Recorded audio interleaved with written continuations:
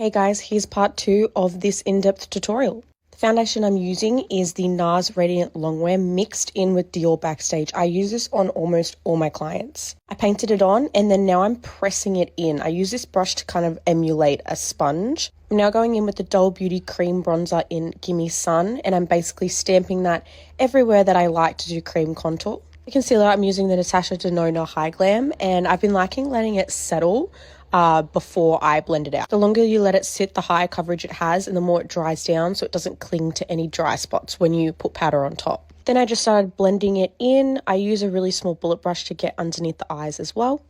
And then I'm going in with my cream blush. I mainly use the Rare Beauty Happy blush, but I did mix in a little bit of a light pink shade from P. Louise called Cutie Cake to create a mid-tone kind of blushing effect. I'm now going to start powdering her under eyes. I'm using a triangle puff and the Huda Beauty Cherry Blossom. I'm tapping that on and then tapping on more powder from a brush. This was a trick I learnt from Kayla from the masterclass. So pressing with the puff and then pressing more powder on with a brush. And I do find it made her under eyes look so airbrushed. Now I'm using the Kylie Beauty blush powder in the shade Baddie on a Block. And then I'm using the Fenty bronzers that I was using earlier on, mainly Private Island. I do think I went back in though with Gimme Sun from MAC because I really wanted to bronze her up for photos. At this stage, I haven't actually set the rest of her face, so I'm going in now with a foundation powder. This is from Fenty Beauty, just the Pro Filter powders. To avoid cakiness, I'm choosing a somewhat fluffy brush so that it doesn't decant too heavily.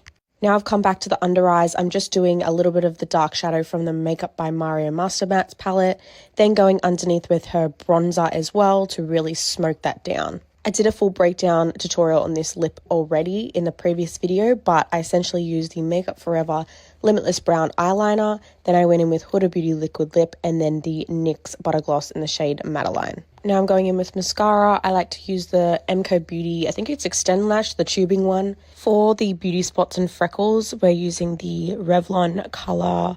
It's like the brow tint in soft brown. This is really nice because it like blurs away when you tap it, so it's not too stark. And then just going in with the Got To Be brow gel just to fluff up the brows.